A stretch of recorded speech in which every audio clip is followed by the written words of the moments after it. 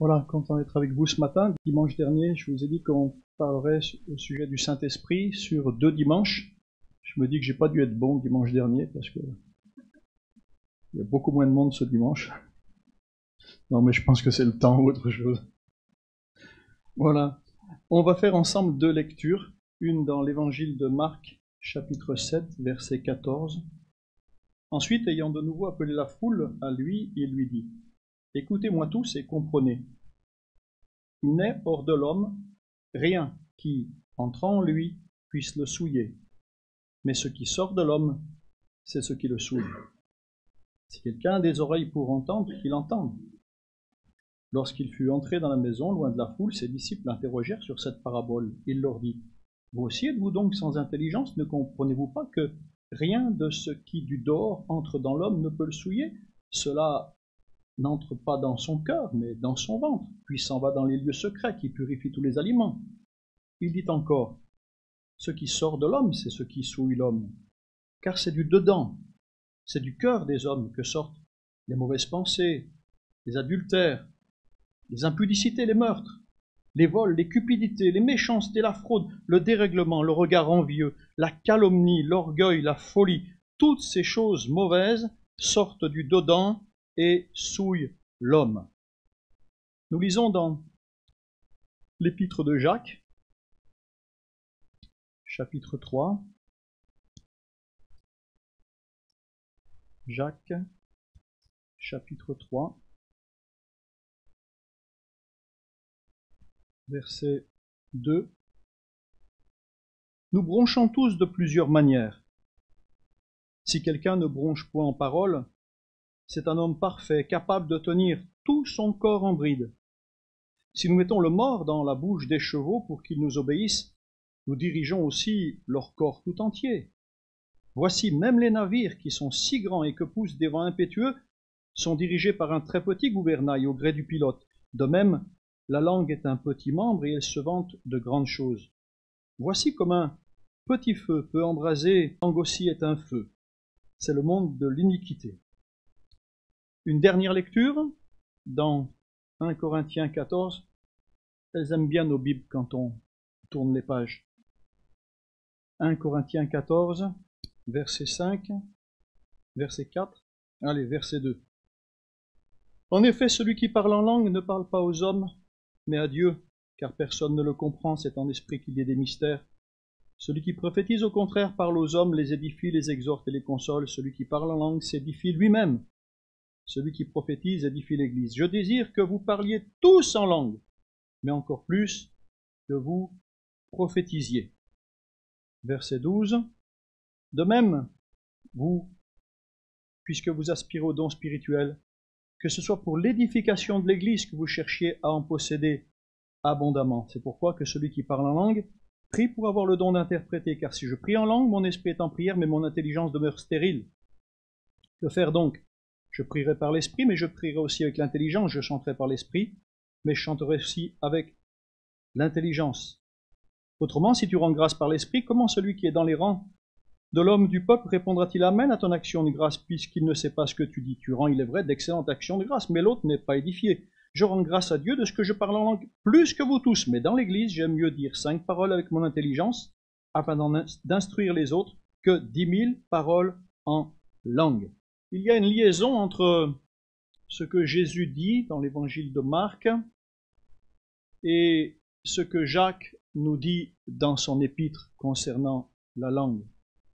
Tous les deux, Jésus et Jacques, son demi-frère, le pasteur de Jérusalem, nous disent que le problème qui est le nôtre, c'est celui de notre langue, le plus petit de tous nos membres, très puissant, très ravageur.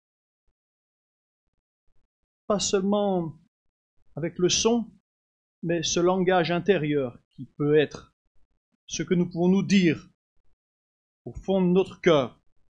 Parfois, c'est un petit peu comme de la dynamite, des bombes à retardement, des paroles intérieures qui peuvent à la longue nous tuer, nous démolir. Jésus est en train de parler avec les Juifs, les pharisiens, et il leur parle au sujet de la pureté qui est dans le cœur de l'homme, et de ce qui peut souiller l'homme, de ce qui peut rendre impur un être humain. Et les Juifs ont toutes sortes d'idées sur ces choses, toutes sortes d'idées à l'égard de ce qui peut souiller un homme. Pas toucher ceci, pas manger cela, pas faire ceci, pas faire cela. Mais il n'y a pas que les Juifs d'ailleurs qui ont toutes sortes d'idées à l'égard de ce qui peut souiller un homme. Les chrétiens aussi ont toutes sortes d'idées. Tu ne dois pas manger ceci, tu ne dois pas faire ci, tu ne dois pas faire ça. Moi, je me réserve ce verset qui dit « Mangez de tout ce qui se trouve sur le marché et prenez toute chose avec action de grâce. » Voilà. Et puis, la conviction, si on fait les choses sans conviction, là on pêche, là on se trompe. Les chrétiens donc ont toutes leurs idées aussi concernant ces choses et Jésus leur dit, rien dans toute votre liste, rien dans tout ce que vous imaginez ne souille l'homme, parce que ce n'est pas ce qui rentre dans lui qui le souille, non, au contraire, c'est ce qui sort de lui. Ce qui sort de lui, ce qui sort de sa bouche, ce qui sort de son cœur, puisque c'est de l'abondance du cœur que la bouche parle. Et autrement dit, ce n'est pas ce qui entre dans ta bouche, ce n'est pas ce que tu manges, ce n'est pas ce que tu entends, ce n'est pas ce que tu vois qui te souille, ce n'est pas ce que tu peux manger, dit Jésus, mais c'est ce que tu dis qui te salue, qui te souille. Parce qu'il nous faut faire une différence entre entendre et écouter. On peut entendre certaines choses, mais on peut les écouter. Prêtez l'oreille davantage. Et là, on laisse rentrer. Il nous faut faire une différence aussi entre voir et convoiter. On peut voir les belles choses de la nature. On peut voir un beau gars, une belle jeune fille, pas plus âgée. Mais il faut faire une différence avec convoiter. Non? Moi, je regarde la création, j'apprécie la création, mais il y a une différence entre voir et convoiter. Et le premier regard, c'est une chose. Le deuxième regard, c'est autre chose. Le deuxième regard, Jésus parlera même d'adultère moral. Si tu conçois déjà dans ton cœur, vous connaissez ces passages. C'est bon, c'est pas le sujet tellement. Parce que vous avez des croyants qui s'imaginent que si on entend certaines paroles, ça souille notre âme. Si on voit certaines choses, ça nous souille. Et j'ai connu des personnes qui sont venues me voir en me disant, pasteur, je vais quitter mon travail parce que j'en peux plus, ça blasphème sans arrêt, ça parle de choses impossibles sans arrêt, et moi j'en peux plus, alors je peux plus supporter ça, ça me salit, je vais partir, je vais trouver un autre travail. J'ai dit, sœur, parfois j'ai dit, frère, vous allez changer de boulot souvent, hein. Vous allez changer de boulot souvent, hein. C'est vous le sel de la terre quand même. Rappelez-vous certaines choses. Que voulez-vous qu'ils fassent d'autre, ces gens avec lesquels vous bossez? Que voulez-vous qu'ils fassent d'autre? Vous ne voulez quand même pas que les païens se mettent à louer Dieu. Vous ne voulez quand même pas que les païens se mettent à avoir des paroles agréables. Que le monde parle comme le monde, eh bien c'est normal. Quand les chrétiens parlent comme le monde, là, c'est plus normal. Hein? Vous ne pouvez pas demander au monde de vivre en chrétien, ou de chanter, ou de louer comme des chrétiens. Pas possible. Vous savez, ce monde, il nous fera entendre toutes sortes de choses, tout ce qu'il voudra. Et ça sera loin d'être vrai, ça sera loin d'être paisible, ça sera loin d'être sanctifié, et même il nous le fera voir intentionnellement, sachant que nous sommes chrétiens. Et ça ira même en empirant pour les générations à venir, parce que la charité du plus grand nombre se refroidira et que le mal va empirer. Ça me rappelle une anecdote en voyant ma sœur Maris, qui est dans cette salle ce matin, il y a quelques années, c'était au siècle dernier. J'étais cuisinier donc aux Anders à Aix-les-Bains, enfin autrefois c'était la Villa Regina. Et un jour le patron, vous vous souvenez de M. Chaumard? Ouais. Il vient me trouver en cuisine et il me dit, Philippe, je voudrais te demander un service, j'ai mon neveu qui doit faire un stage sur plusieurs mois, une semaine sur deux, et je voudrais qu'il puisse se tester à la cuisine. Et j'aimerais te demander, quand c'est ton rôle à toi, de le prendre avec toi. Et il m'a dit, mais il est spécial. Je dis, spécial, ça veut dire quoi? Il m'a dit, c'est une tête de lard. Déjà, tu verras son look. À l'époque, bon, c'était en 83. Oui, 83. tu verras, il a le crâne rasé, il a une crête là au milieu du... Je suis bon, bah écoutez, ça me gêne pas, sa crête, moi, ça me gêne pas. Après, on verra. Il me dit, bah, je te remercie, il commencera lundi. Le gars, il est venu. Bon. Avec son poste radio, cassette. Et puis, le premier jour, déjà, il me dit, je peux pas travailler sans ma musique. Moi, en cuisine, j'avais l'habitude de bosser calme, tranquille. Pas de bruit. Et le bruit des casseroles, c'est tout. Le bruit des fouets.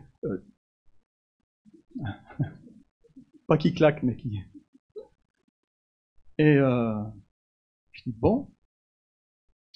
Et il commence à mettre sa musique. Alors, je vous promets, hein. AC/DC, Van Halen, Kiss, Motorhead, Black Sabbath. Ça vous dit quelque chose, tout ça? C'était la bonne musique d'autrefois, hein. Oh purée, Seigneur. Moi, je me disais, Seigneur, je fais quoi? Je fais quoi? Alors j'ai dit, écoute, on va bosser une semaine ensemble sur 2. Un jour, c'est ta musique. Le lendemain, c'est ma musique. Sinon, c'est pas la peine. Bon, d'accord. Alors, un jour, Motorhead, Kiss, Black Sabbath. Le lendemain, Trigal, Danny et Moïse. La chorale de Montpellier. Gilbert Riggenbach. Vous voyez un peu? Et comme lui mettait fort, moi je mettais fort aussi. Et quand il venait me baisser mon son, moi le lendemain je lui baissais son son. Ah! C'était presque œil pour œil, hein. Et ça a duré comme ça pendant plusieurs semaines, plusieurs mois. Et à la fin, c'était de moins en moins fort. C'était de moins en moins fort. C'était un retour au calme, sans qu'il y ait de dispute, sans qu'il y ait de mots, mais on s'était compris rien que par les gestes. Et par le respect. Il y avait plutôt intérêt, hein. Alors, vous voyez, je me dis que finalement, ce monde, il peut bien faire entendre à mes oreilles tout ce qu'il veut me faire entendre. Mais ça n'entrera pas plus loin que mes tympans. Ça n'entrera pas plus loin et ça n'ira jamais dans mon cœur. Parce que entre mon cœur et mes oreilles, il y a la marque du sang de l'agneau. Entre mon cœur et mes oreilles, il y a, comment dire, cette circoncision de Christ. Il y a cet esprit de Dieu qui fait que quoi que ce soit qui se passe au dehors de mes yeux, de mes oreilles, là dans mon cœur, je peux prier le Seigneur. Je peux parler au Seigneur et mon cœur est attaché à lui. Et mon cœur est attaché à ses paroles, à sa présence. Et c'est ce sang de l'agneau qui me garde et me purifie. Alléluia. Et je suis même gardé de l'ange destructeur, quand bien même le gars serait bizarre ou je ne sais quoi au-delà même. Je suis gardé de l'ange destructeur et même mieux, il n'a aucun pouvoir sur moi tant que moi je reste dans la foi au Fils de Dieu. Oui ou non? Ça, c'est une réalité à vivre, frères et sœurs. Ce n'est pas ce que je vois, ce n'est pas ce que j'entends qui peut entrer et salir, pourrir mon cœur. Si entre mon cœur et mes yeux, entre mon cœur et mes oreilles, il y a cette marque de Dieu. Cette marque de la foi. Bien sûr, si je convoite, si je laisse entrer, si... là c'est différent. Vous comprenez la différence? Alors, ce que j'entends et ce que je vois dans ce monde, comme je vous le disais tout à l'heure, je ne m'en étonne pas, parce que je vous le dis et je le crois, l'avenir sera pire encore pour la nouvelle génération, puisque le mal va en empirant. Ce qui me dérange, c'est ce langage intérieur qui peut être là parfois. C'est toutes ces pensées qui peuvent être traduites en son. Ce qui me dérange, c'est ce que je peux dire intérieurement ou extérieurement, ces paroles négatives, ces paroles qui peuvent tourner dans la tête parfois à certains moments et qui peuvent arriver à sortir de ma bouche. Ces paroles-là, elles me dérangent.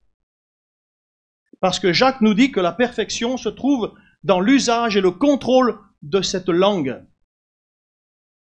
Écoutez ce que dit Jacques.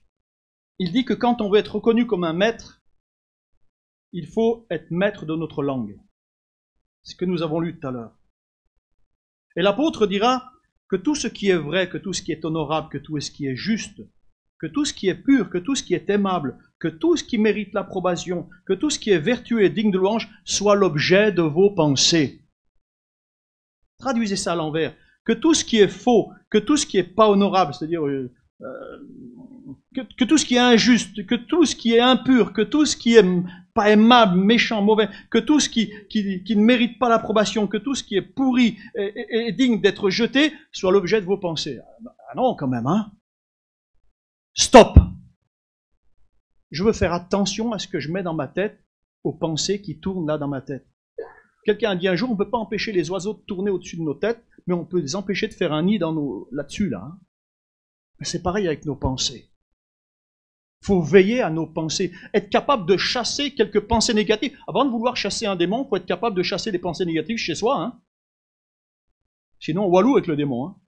Si on ne sait pas mettre un frein à certaines pensées négatives en soi, quand on va être devant quelqu'un possédé, ça va faire bizarre. Hein. Bref, Jacques nous dit qu'on met le mors dans la bouche des chevaux, et si ce cheval est plus fort que l'homme, quand il a le mors dans la bouche, il est mené au bon gré du cavalier. Pourtant, c'est fort un cheval. Et il dira pareil pour le gouvernail du navire. Et Jacques n'avait pas vu nos bateaux de maintenant, hein. Et il dira, il est invisible le gouvernail, mais il fait tourner à gauche, à droite, bâbord, tribord, les grands navires. Et prenons ces images, comprenons ces images. Jacques dira encore que la langue dirige l'homme comme elle veut. Oui, comme je la laisse me diriger, quoi. Tant et si bien que si on arrive à contrôler la langue de l'homme, on a le contrôle tout entier sur l'homme. Et frères et sœurs, c'est là où j'en viens au baptême dans le Saint-Esprit, au signe initial du parler en langue. C'est l'une des raisons fondamentales pour lesquelles le Saint-Esprit juge et considère absolument nécessaire et indispensable, quand il prend le contrôle de notre vie par le baptême dans le Saint-Esprit, alors il prend le contrôle de notre langue. Comprenez cela? Et on se met à parler comme on n'a pas décidé de parler, qu'on n'a pas imaginé qu'on pouvait parler. Et c'est par le Saint-Esprit qu'on parle. Et là on s'édifie, là on se change, là on se transforme. Là il se passe quelque chose qui renouvelle le bonhomme intérieur. Là il se passe quelque chose. Et l'amour de Dieu est répandu dans notre cœur par le Saint-Esprit. Alléluia. Parce qu'il sait, lui, le Saint-Esprit, que s'il contrôle notre langue, il va pouvoir contrôler toute notre vie. Et quand je dis contrôler, ça ne veut pas dire diriger, despote. Non, mais ça veut dire enfin que nous marchions dans les bons sentiers, que nous nous fassions du bien, que nous sachions profiter de cette vie pleinement, alléluia, comme il nous la donne, et bénir Dieu en tout temps. Et que s'il peut se servir de notre langue, s'il peut la faire parler comme lui, il voudrait qu'elle parle, dire des choses pures, des choses belles, des choses propres, des choses sensées, des choses édifiantes, sans que nous puissions intervenir, nous, par notre intelligence, sur l'usage de cette langue. Alors le Saint-Esprit, il sait qu'il nous tient enfin pour de bon, et que nous allons pouvoir enfin être ce disciple véritable. À ceci, tous connaîtront que vous êtes mes disciples si vous avez de l'amour les uns pour les autres. Et l'amour de Dieu, frères et sœurs, on ne l'achète pas au marché. On ne le prend pas en lisant sa Bible, mais l'amour de Dieu, il est répandu dans notre cœur par le Saint-Esprit. Alléluia. Saint Paul dira, je parle en langue plus que vous tous. Et je désire que tous vous parliez en langue. Il désire cela. Que tous nous parlions en langue. Voilà donc, frères et sœurs, une des raisons principales, une des raisons du parler en langue, qui n'est certainement pas la moindre. Vous comprenez? Le parler en langue dans notre vie est inspiré et a pour source la consécration et l'attachement que nous avons au Seigneur. Et Dieu se sert de notre langue pour dompter notre être, pour que nous lui soyons utiles, que nous lui devenions utiles, agréables, utiles pour lui et utiles pour les autres, pour le prochain. C'est le but, ça. C'est ce que Dieu veut. Et quand Dieu a pris usage de notre langue, quand il prend usage de notre langue, il suffit que celle-ci soit pure pour que tout notre être soit pur également. Et que notre être tout entier soit pur. Parce que Jésus a dit que c'était par la langue, ce qui sortait. Si mon langage intérieur est propre, saint, fort, stable, eh bien, il va sortir quoi de ma bouche? Des paroles qui stabilisent, des paroles qui font du bien, pas des paroles qui tartent, mais des paroles qui...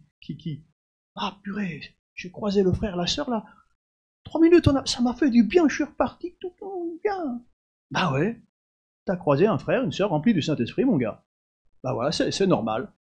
C'est normal. Hein. Je dis que le parler en langue dans notre vie est inspiré à pour source notre consécration au Seigneur, et c'est vrai, cependant, la consécration n'a de valeur que dans l'amour de Dieu. Parce que il y a des personnes qui se consacrent par prétention. Il y a des personnes, pas en sa voix, mais il y a des personnes qui se consacrent par envie, par intérêt, par vanité, pour s'autoproclamer ceci, cela, pasteur, docteur, ceci, cela, hein, enseignant. Alors ils se consacrent pour être vus des hommes, ils se consacrent pour avoir les premières places, ils se consacrent pour les estrades, ils se consacrent pour leur propre gloire, ils se consacrent pour ces choses-là. Vous comprenez cela? Ça n'existe pas en sa voix, donc on a du mal à comprendre. Mais ça, c'est pas l'esprit de Jésus, ça, vous savez. C'est pas l'esprit de Jésus, ça. Parce que ni le Saint-Esprit, ni même le Seigneur, Jésus, n'ont cherché leur propre gloire. Ici-bas, ils ont cherché la gloire de Dieu le Père. Et ils ont cherché notre salut. Ils ont cherché notre délivrance. Ils ont cherché notre paix. Alléluia. Ils ont cherché notre bénédiction, notre réconciliation, notre pardon, notre unité. Ça, c'est l'esprit de Dieu. L'inverse, c'est l'esprit de l'homme. Et même, c'est l'esprit du monde, c'est l'esprit du malin. Et c'est en cela que Christ nous a aimés le premier. C'est en cela aussi que le Saint-Esprit nous aime. Alléluia. Et notre consécration s'établit sur l'amour que nous avons pour Dieu. Notre consécration, ma consécration, sera la mesure de mon amour pour le Seigneur. Ma consécration, c'est la mienne. La consécration de la sœur, c'est la sienne. La consécration, c'est votre mari. Votre mari, c'est la sienne. Oui, vaut mieux. Voilà, mais c'est ainsi. Et je ne peux pas imposer ma consécration. Ma consécration, elle vient de mon cœur. Et dans un couple, il y a 2 cœurs, donc la consécration, elle peut être différente. Et elle ne peut pas être imposée à l'autre, à la mesure de mon attachement au Seigneur, à sa parole, à ce que j'ai compris. Et ma foi va être concrétisée par cette obéissance qui va m'emmener plus loin dans la consécration et même dans le renoncement à moi-même, parce que quand on se consacre, on est obligé de renoncer à certaines choses. Hein. C'est obligatoire, ça. Si tu veux te consacrer, tu vas devoir passer sur certaines choses. Hein. Sur certaines choses légitimes, ça c'est obligatoire. Hein. On peut pas, ma femme dit souvent, on ne peut pas avoir le beurre, l'argent du beurre et la crémière avec. C'est pas possible. C'est pas possible. Hein. Nombreux sont ceux, hélas, qui disent là, j'aime le Seigneur, mais moins nombreux sont ceux qui sont vraiment attachés, consacrés et fidèles jusqu'au bout. Parce que c'est pas le commencement d'une chose qui est important. C'est la fin. Hein. Que le Seigneur fasse qu'on soit fidèle jusqu'au bout. Alléluia. En général, vous avez remarqué aussi que le langage humain, le langage de l'homme, est un langage pessimiste, un langage négatif. Parce que l'homme est une race incrédule, et que le cœur de l'homme est tortueux par-dessus tout. Et quand l'homme parle, eh bien c'est souvent pour relever du négatif, avec c'est bien, mais... Et quand le petit mot là de 4 lettres, mais, oula, qu'est-ce qu'il va me sortir? Ah, c'était super, frère, mais, bon, hein? Souvent, le langage de l'homme va relever le négatif, va relever ce qui manque, va relever ce qui ne va pas. Et surtout les Français, il y a toujours quelque chose qui ne va pas. Retenir le négatif, même pour soi, en se dévalorisant soi-même. Je suis content, je suis chrétien, mais je suis pas Calimero. Hein? En se tirant vers le bas, avec cette pensée qui vient de tout abandonner, de tout larguer, de tout laisser tomber. Vous savez que Jésus nous dit, sans moi, vous ne pouvez rien faire. Rien faire.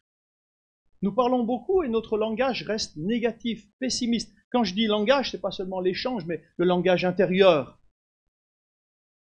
Nous parlons beaucoup, mais notre parole ne peut pas guérir. Nous parlons beaucoup au-dedans de nous, ou les uns avec les autres, mais notre parole ne peut pas consoler, notre parole ne peut pas nous relever nous-mêmes, ni nous délivrer. Hein. Nous parlons, il s'en passe des paroles là-dedans, hein, entre les deux oreilles. Parce que la parole de l'homme vient d'un cœur d'homme, qui est par nature bien intentionné, mais mauvais. C'est ce que dit la Bible, il faut le savoir. Ça. Le cœur de l'homme est mauvais par-dessus tout. Qui peut le connaître? Vous connaissez votre cœur, vous? Des fois, il faut être confronté à certaines situations pour voir comment on est capable de réagir. Hein. Vous savez, ça me vient, c'est pas dans le message, mais nos paroles, nos actions, on les gère. Je dis ça pour ça. Je fais ça pour ça. Mais nos réactions, on ne les gère pas. Nos réactions, elles sont en fonction de ce que je suis rempli du Saint-Esprit ou pas. Si je suis rempli du Saint-Esprit, ma réaction va être paisible. Si je ne suis pas rempli du Saint-Esprit, ma réaction, elle va être d'en découdre. Eh oui. Être rempli du Saint-Esprit. Je ferme ma parenthèse en disant que ce que Jérémie 17, 9 nous dit, le cœur de l'homme est tortueux par-dessus tout. Qui peut le connaître? Et le langage humain va rester un langage négatif par nature. Que de langage négatif. J'ai été 37 ans pasteur et je le suis encore plus ou moins. Enfin bref, je suis un bouche-trou. Vous me verrez 2 fois par mois à Albertville, là, jusqu'au mois de juin. On me voit 2 fois par mois à Belay, et puis 1 fois par-ci, 1 fois par-là. Bref.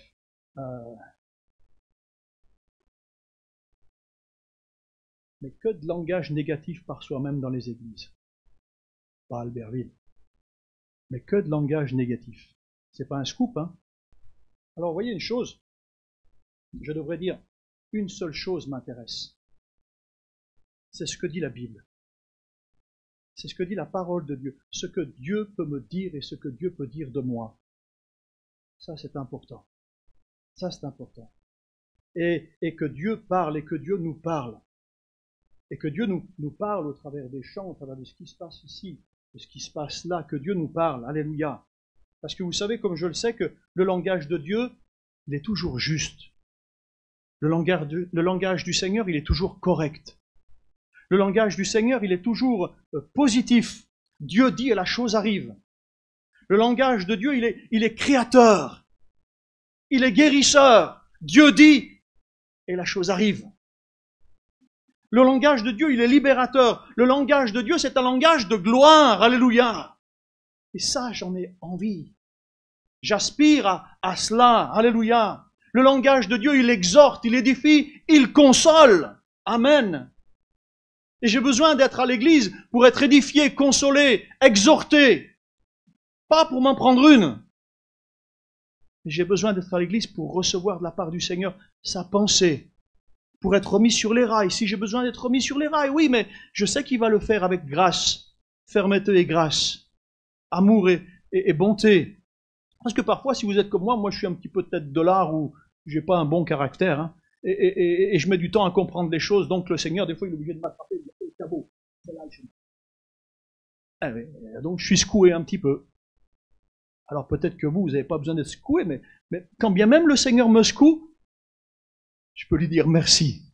Le langage de Dieu est un langage de gloire. Le seul langage qui triomphe de tout, c'est le langage de la foi. Alléluia. Et Dieu a la foi.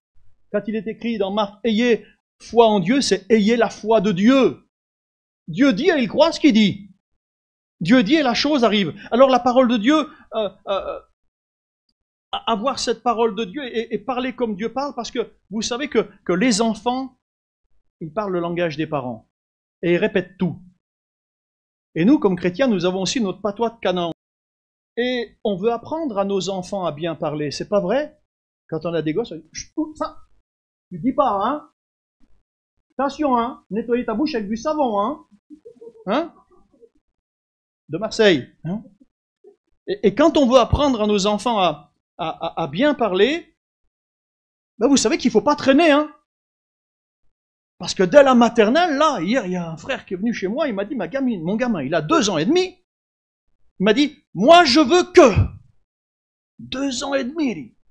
Moi je veux que, moi je te dis que. Seigneur. Les temps ont changé. Hein. 2 ans et demi. Faut pas traîner pour apprendre le bon langage. Parce que si on leur apprend pas, d'autres vont leur apprendre des vilains mots. Mauvaise façon de parler. Mauvaise façon de s'entretenir. Hein? Et si nous voulons apprendre le langage de Dieu, frères et sœurs, là où je veux en venir, c'est que si nous voulons apprendre le langage de la foi, le parler de la foi, il nous faut l'apprendre dès la nouvelle naissance. Dès que nous découvrons la foi en Jésus-Christ.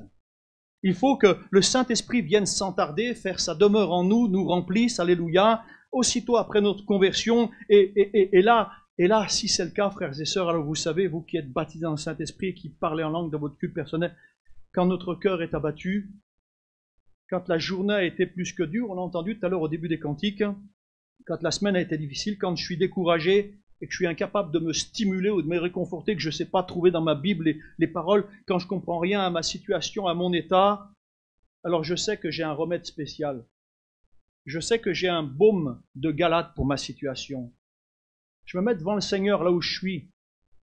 Là où je suis. Là où je peux, dans ma voiture, dans un coin intime, dans le bus, le nez contre la vitre. Et là, alors que j'aurais plus le langage intelligent pour dire à Dieu ce que je voudrais lui dire, eh bien là, je me mets à parler en langue. Là, je parle en langue, frères et sœurs. Et là, je m'édifie moi-même, dit l'apôtre. Là, je m'exhorte et je rends d'excellentes actions de grâce. Mon intelligence ne comprend pas, mais là, il se passe quelque chose et la batterie est rechargée.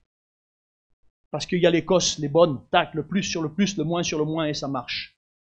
Et je rends d'excellentes actions de grâce, et j'en ressors plus fort dans ma situation.